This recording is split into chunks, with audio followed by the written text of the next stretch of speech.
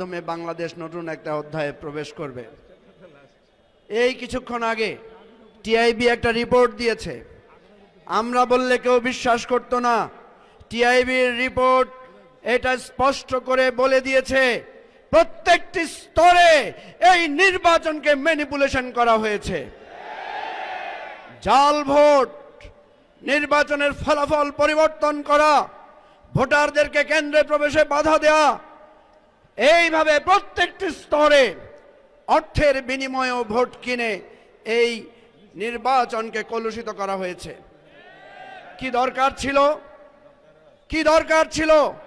জনগণের রায় যদি আপনাদের পক্ষে থাকে হয়তো আপনারা কিছু সিট কম পেতেন, কিন্তু এত অধৈর্য হয়ে গেলেন।